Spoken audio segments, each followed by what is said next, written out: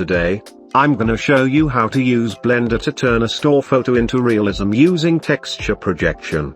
Texture projection is a 3D modeling technique wherein pre-existing textures are applied to 3D objects, giving the false impression that the model is more detailed than it really is.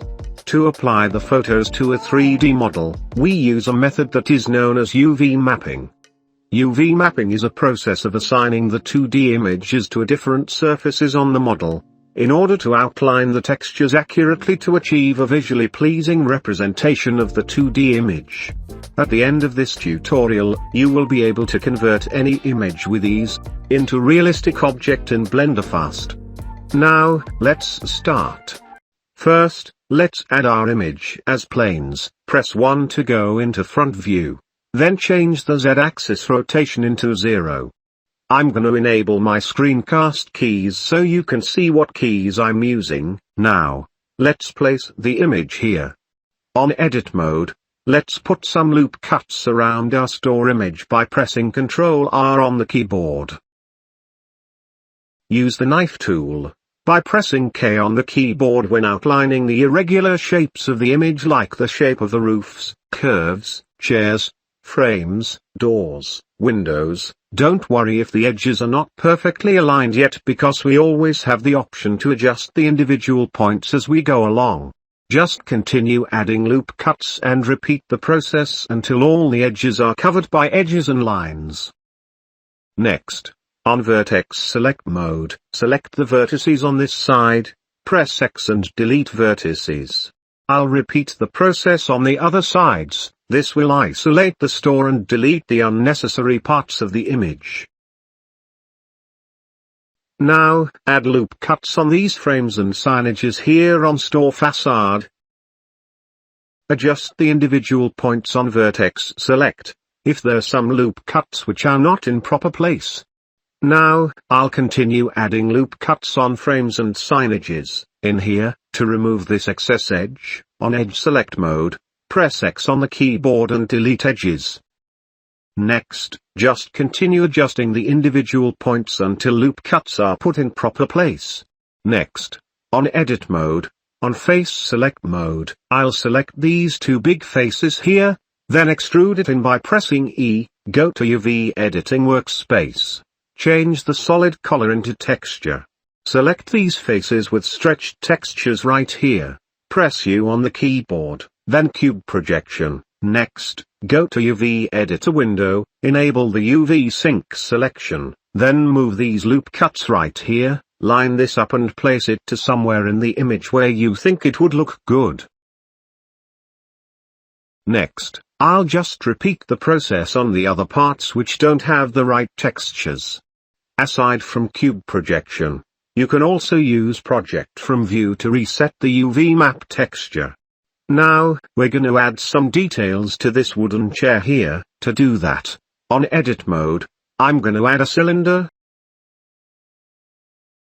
Resize and place it on top of wooden chair wheel on the image. Position the cylinder here, duplicate it by pressing Shift D, adjust the position and rotation until it fits with the reference image. OK, looking good. Next, for the woods on the center, use the knife tool to create some loop cuts around.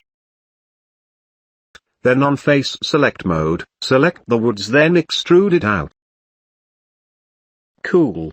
As you can see here, when we go into material preview, there is some transparency going on in our mesh. To fix that, change the render engine into Eevee, go to material properties.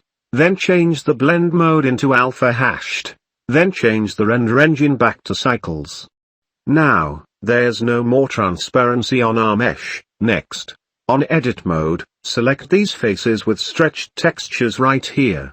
Press U on the keyboard, then cube projection. Next, go to UV editor window on the left, then move these loop cuts right here, line this up and place it to wooden texture in the image. Next, I'll just repeat the process on the other parts which don't have the right textures. Aside from cube projection, you can also use project from view to reset the UV map texture.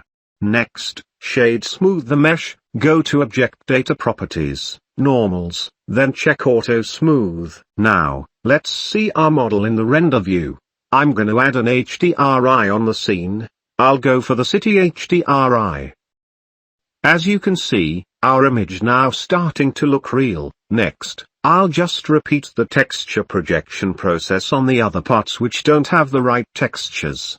Next, on edit mode, select these signages, then extrude to add some details, then continue selecting and extruding the other signages to further add realism to the image. Now, on edit mode, using the knife tool, I'll cut out the signages here, then extrude it. I'll just repeat the cutting and extruding process until you achieve the realistic details that you want for the image. Now, on wireframe view, on edit mode, select the vertices around the store image. Make sure you select the X-ray mode. After selecting all the vertices around the image, go to solid view. Then extrude it back by pressing E on the keyboard. Next, on edit mode, select these faces with stretched textures right here. Press U on the keyboard, then cube projection. Next, go to UV editor window on the left, then move these loop cuts right here, line this up and place it to the wall texture in the image. As you can see, there is a gap here. Just select the edges, then press F to fill the gap on this mesh. I'll just repeat the texture projection process on the other parts which don't have the right textures. I'll extrude this down, adjust the individual points on vertex select, if there's some loop cuts which are not in proper place.